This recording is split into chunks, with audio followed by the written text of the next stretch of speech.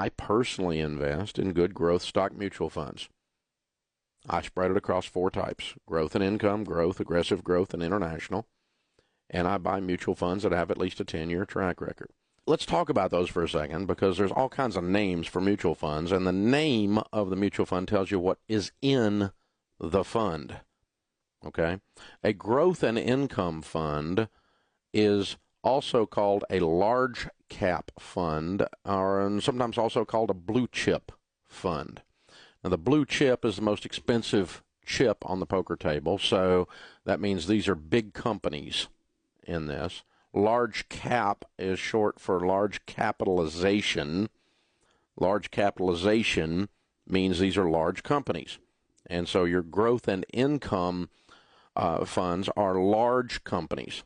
Boring. Of the 4 types of mutual funds that I put money into and I recommend, this is the calmest. If you were to chart this volatility on this fund versus the stock market, you would see it's a lot calmer than the market.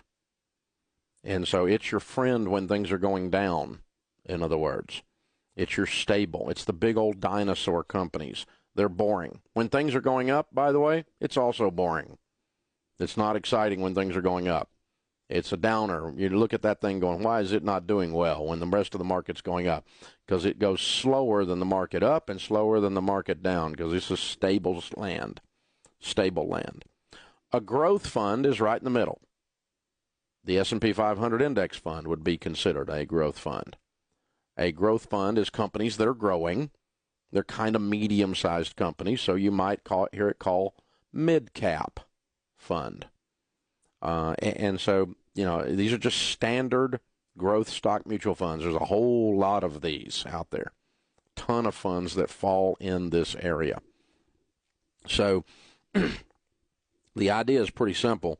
The growth fund, that's kind of right there in the middle. You want something in the middle when it's pretty much going to do about what the market does in terms of volatility, but you can get mutual funds that are growth stock mutual funds that outperform the S&P 500.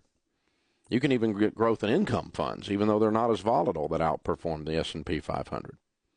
Then there's the aggressive growth fund. This is the wild brother, okay? It's the crazy one. And so you might guess it's going to be also called a small cap funds. These are the small companies, the startups.